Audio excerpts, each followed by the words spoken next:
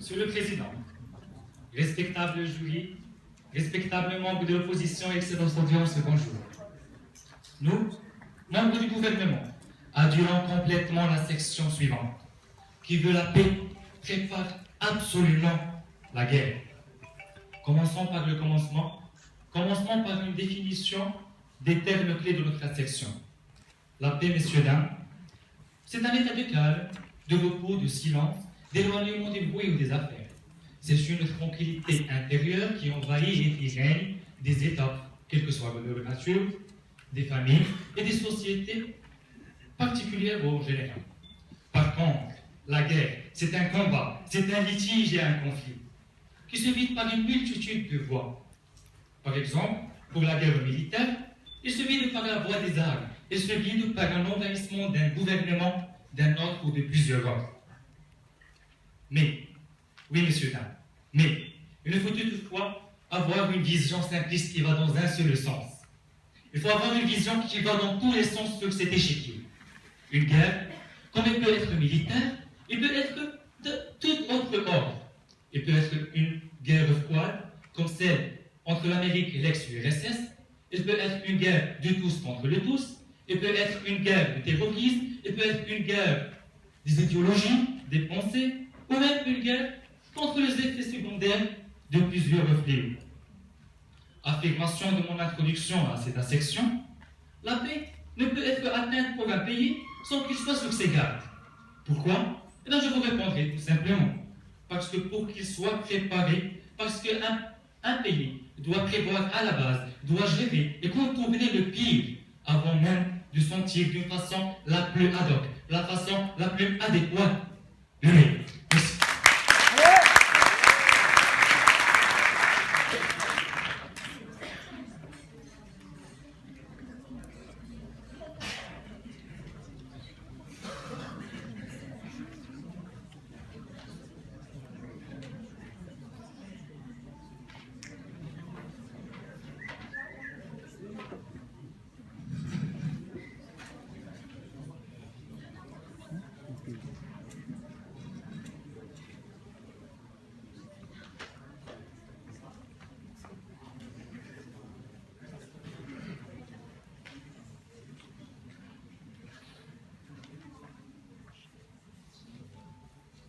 Monsieur le Président, honorables membres du jury, mesdames et messieurs, bonjour. Nous, membres de l'opposition, croyons fortement qu'on n'a pas besoin de guerre pour créer de la paix. Non. Car moi-même, je hais les assassins. Vous aussi, j'espère. Je hais plus encore ceux qui blessent, tuent, torturent au nom de la paix. La guerre, contrairement à ce que nos amis du gouvernement pensent, n'est que le fruit de la faiblesse des peuples et leur stupidité. La non-violence ne veut en aucun cas dire, ou ne veut en aucun cas dire de la passivité. Non, au contraire, parce que l'histoire en est une preuve. Les pertes humaines de la Première Guerre mondiale s'élèvent à 8,9 millions de civils. 500 000 morts de la guerre en Irak sont des civils. George Bush a lancé en 2001 une guerre contre le terrorisme. Une paix et sécurité ont-ils régné dès lors? Non. Car 116 657 civils sont morts à cause de cette décision. Si vous pensez encore qu'on a besoin de guerre pour créer de la paix, alors dites-moi pourquoi de nombreux pacifistes tels que Gandhi ou Luther King, leurs mots résonnent toujours dans nos têtes. Pourquoi? Oui, tuons des enfants pour créer de la guerre, tuons des femmes enceintes et levons haut le drapeau de la paix. Non, mais... Ils continuent à dire que les guerres sont bénéfiques, alors qu'eux-mêmes sont déclenchés par...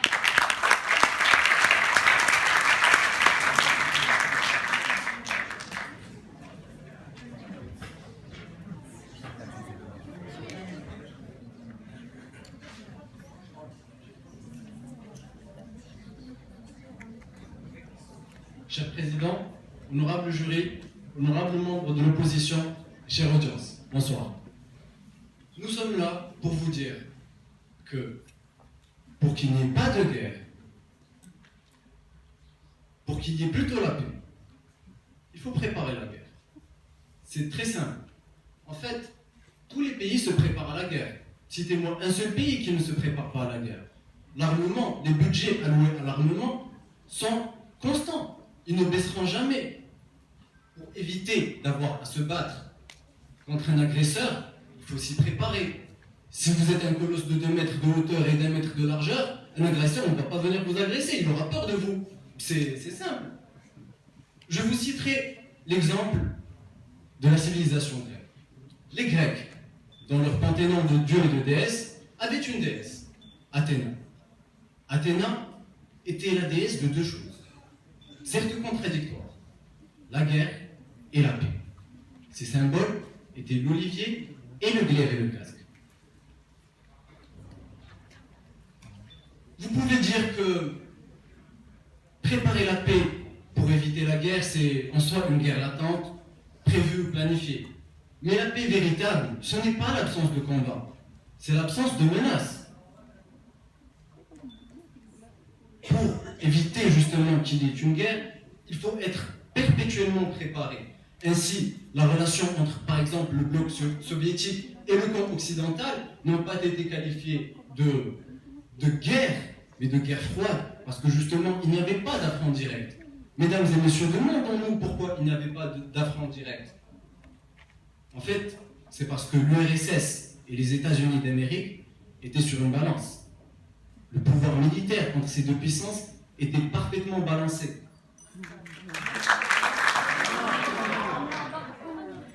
La paix armée, c'est la peur de l'anéantissement réciproque, mesdames et messieurs. Lorsque vous avez une nation A et une nation B qui sont équitablement armées, aucune ne pourra attaquer l'autre. C'est ça la paix. Être démuni, par contre, c'est s'exposer à l'agression de l'autre et inciter à une guerre victorieuse. Je vous citerai d'ailleurs un exemple très simple du fait que pour avoir la paix, il faut se préparer à la guerre. La Belgique, refusant de participer pendant la Deuxième Guerre mondiale à la guerre, s'est finalement fait envahir par les nazis. S'ils étaient préparés, bien sûr qu'ils ne seraient pas envahis. Tant d'exemples et d'illustrations pour vous démontrer l'importance de rester constamment préparé à la guerre, car c'est là le cheval de guerre de la paix. Merci.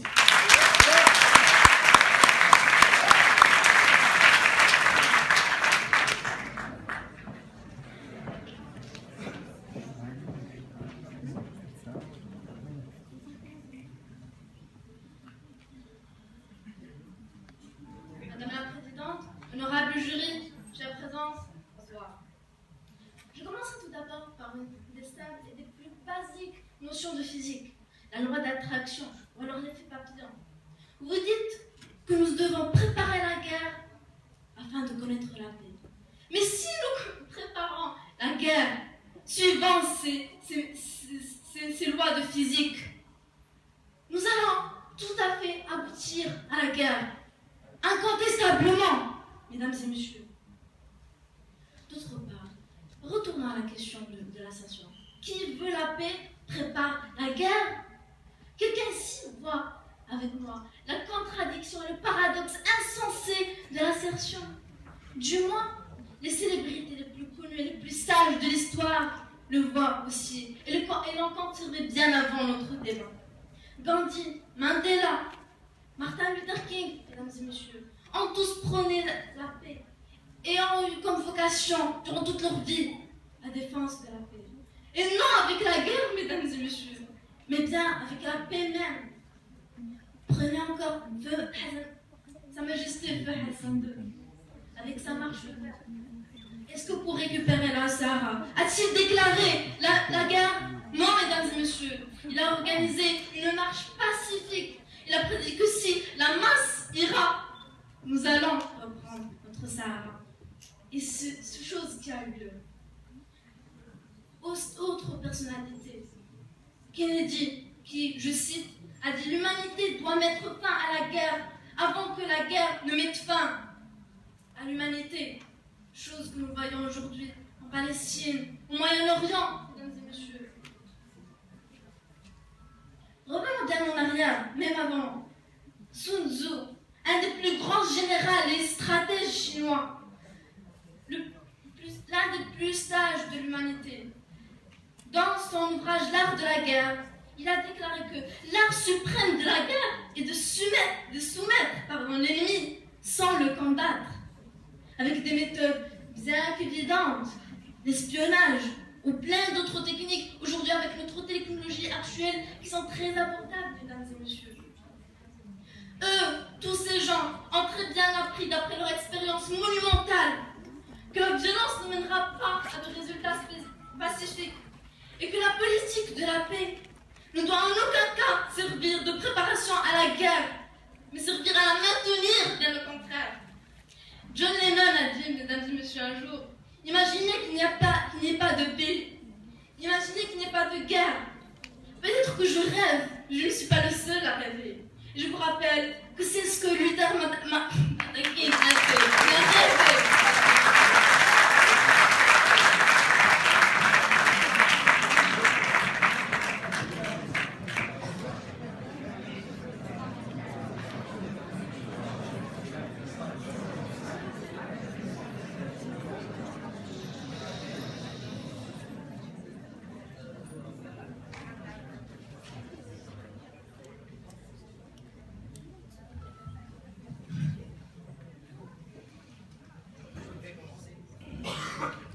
Mesdames et messieurs, chers présidents, présidentes, chères présidentes, honorable jury, chère équipe de l'opposition, bonsoir. Pourquoi nous parlons toujours du côté militaire? Il n'y a pas que ça. Aujourd'hui, maintenant, je voudrais parler du côté social et intellectuel. Comme l'a précisé mon camarade, parce qu'il existe aussi d'autres côtés de la paix et de la guerre. La guerre, messieurs, dames, ne suppose pas toujours armes et sang. La guerre peut être aussi sujet de débat social. Parlons de la famille. Parlons des êtres réunis au sein de la même maison. Parlons de l'épouse et de sa belle-mère. Je parlerai ici plutôt très spécialement aux filles. J'espère qu'elles sont beaucoup aujourd'hui, ou du moins 50% principe de parité, je vous en prie. La guerre face à la belle-mère. Stéréotype, oui. Mais avant, il faut que l'épouse gagne la guerre pour chercher la paix. Comment? Il faut qu'elle prépare ses compétences, cuisine, ménage, penser, tout ce qu'elle veut. Il faut qu'elle prépare sa capacité, qu'elle prépare son entente, qu'elle prépare sa bonne capacité, sa bonne communication, je dirais, au sein de sa famille et au sein de sa petite maison. Oui, il faut que l'épouse, que la femme en général, que cette femme s'impose pour qu'elle gagne le respect. Et par conséquent, elle gagnera cette guerre, déclarée par les stéréotypes. Donc, elle gagnera et la confiance de sa belle-mère, pour ne pas dire amour de la belle-mère, mais surtout la paix à très long terme pour sa belle-mère et pour son époux, pour toute sa famille, on dirait. Je parlerai maintenant du côté intellectuel. Messieurs, dames, la paix est une idée de la raison. Elle peut être donc utilisée comme un principe régulateur qui permet d'évaluer et de juger, qui permet un progrès et une paix du devenir, de l'historique des hommes. La paix exige dans ses conceptions de convaincre, de persuader.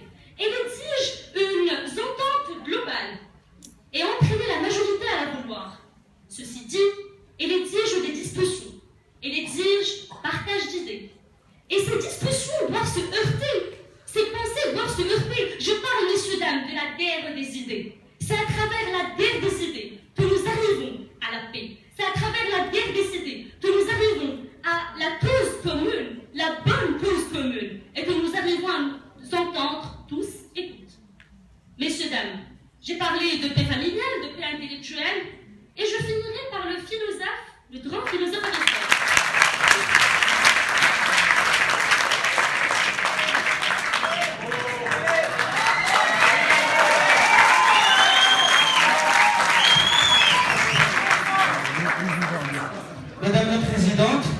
Honorable jury,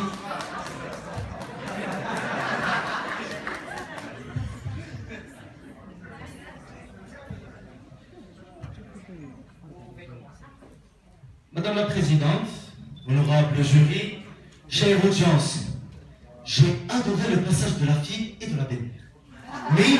Mais, revenons aux choses importantes. Mesdames et messieurs, il faut savoir qu'au moment qu'en voulant la paix, le mot guerre n'a plus aucune importance.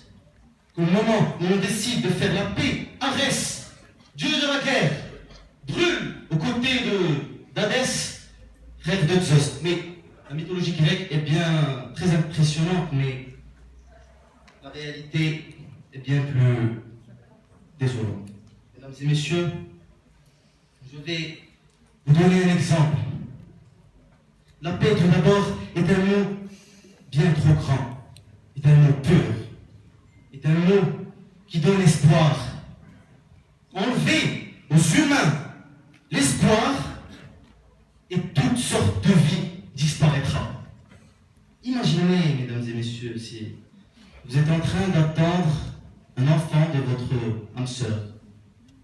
Vous vous dirigez vers la salle de réanimation, vous êtes aux anges.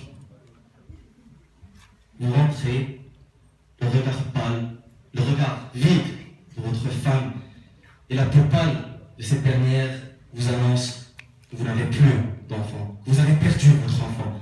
C'est ce que ressentent les enfants de Palestine, mesdames et messieurs. Ces enfants qui attendent chaque jour la paix. Mais mesdames et messieurs, comment pourrons-nous défendre l'État d'Israël alors qu'il a bâti un mur, le mur de la paix, en payant 3,5 milliards de dollars pour le bâtir, mur de la paix. Mesdames et messieurs, nous punissons les meurtres et les assassinats particuliers, tandis que l'assassin de tout un peuple est tenu pour une chose glorieuse. Alors, mesdames et messieurs, réfléchissez à 2 reprises. Si on fait la paix, c'est pour faire la paix. On ne passe pas pour la guerre, pour avoir la paix. Merci.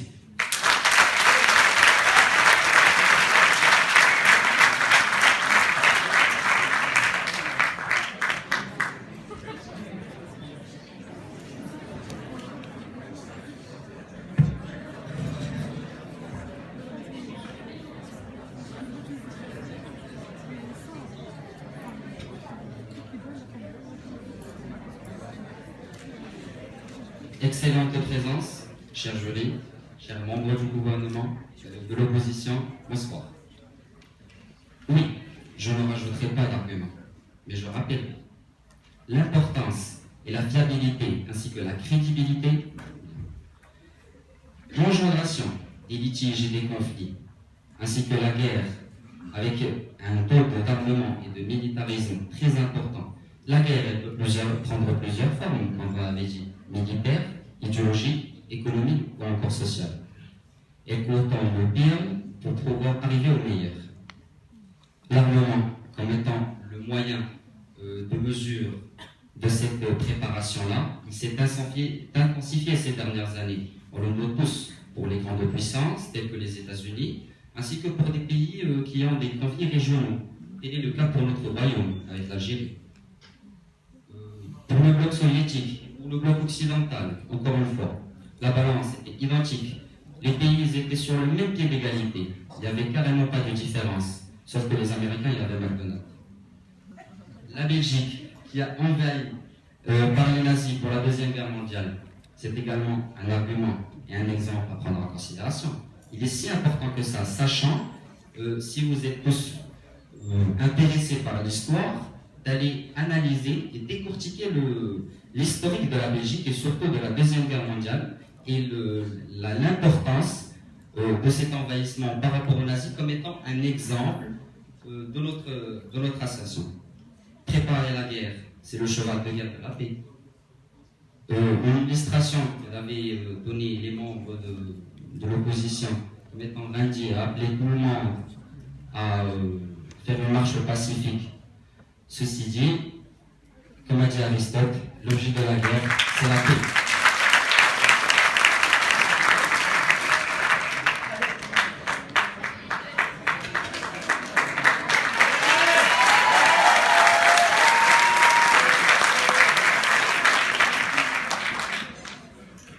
Monsieur le Président,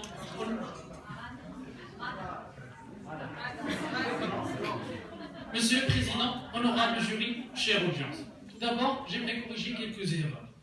L'invasion de la Belgique était une stratégie du général von Manstein proposée à Hitler pour faire diversion et pour ainsi traverser la forêt des Ardennes et prendre à contre-pied l'armée française et le corps expéditionnaire anglais. En aucun cas, l'invasion allemande pour la Belgique n'a été une nécessité stratégique, ils n'ont pas envahi parce qu'elle était faible. Non, bien au contraire, ça représentait quelque chose de stratégique. Autre chose, on vous a parlé de molosses de 2 mètres. Mais moi, je vous dis que les molosses de 2 mètres en Amérique, dans les prisons, ce sont eux qui font le plus peur. Et pourtant, ce sont eux qui se font tuer les premiers, mesdames et messieurs. Quand on recherche la guerre, on n'obtient rien que la guerre. Et là, je me souviens de ce dicton qui sème le vent récolte la tempête, mesdames et messieurs. Et c'est vrai. Prenons par exemple, mesdames et messieurs, je voulais vous parler d'autres exemples, mais je vais en citer un autre. Parlons des victimes de l'Holocauste. Parlons d'Anne Frank et de sa famille qui vivaient exilés. Est-ce que cette dernière voulait la paix? Oui. Est-ce qu'elle préparait la guerre? Non. Tout ce qu'elle désirait, c'était vivre en paix avec sa famille. Parlons du Darfour, qui ne savent pas, qui veut la paix, qui est faible, pour pouvoir subvenir aux besoins de son propre pays, mesdames et messieurs. Des enfants sans bras. Imaginez-vous, vos propres enfants vivant dans la rue, n'ayant même pas de quoi manger. Vous voudriez la paix? Voudriez-vous prôner la guerre? Non, mesdames et messieurs. Prenons aussi l'exemple des enfants palestiniens, comme l'a cité mon ami, qui vivent dans la peur.